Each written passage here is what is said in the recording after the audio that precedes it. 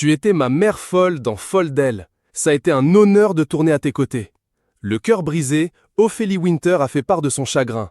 La chanteuse a publié une photo sur son compte Instagram ce samedi 18 février. On aperçoit la star française photographiée avec une autre star débarquée tout droit des États-Unis, la comédienne Raquel Welch. La star américaine est morte le 15 février à Los Angeles, en Californie. Nous nous sommes beaucoup amusés, s'est encore remémoré Ophélie Winter au sujet de leur rôle sur le grand écran.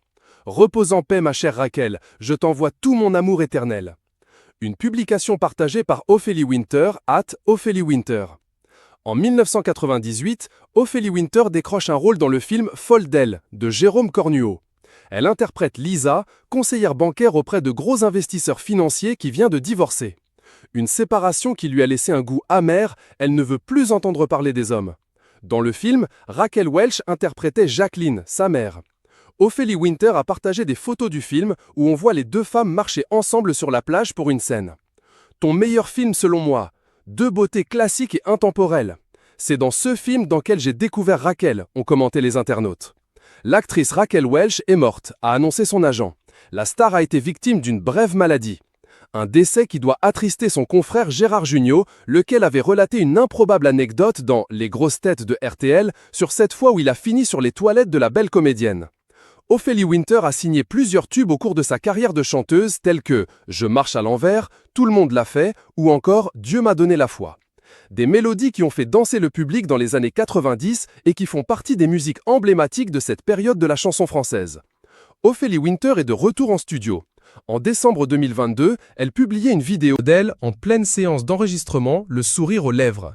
Alors que la jolie blonde, qui a connu des hauts et des bas, souffle ses bougies ce 20 février, que devient-elle professionnellement? Une publication partagée par Ophélie Winter, @Ophélie Winter. Devant la caméra, Ophélie Winter a joué dans Mauvais Esprit de Patrick Alessandrin. Y a-t-il un flic pour sauver l'humanité d'Alan A. Goldstein, la comédie Tout doit disparaître de Philippe Muil ou encore dans des épisodes de la saison 3 de la série Zack, diffusée en 2012.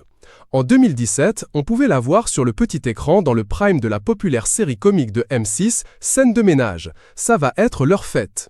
L'argent, les excès, la maternité, une équipe de foot, sa relation avec Albert de Monaco, Ophélie Winter s'est confiée sans phare face à Laurent Ruquier dans On est en direct.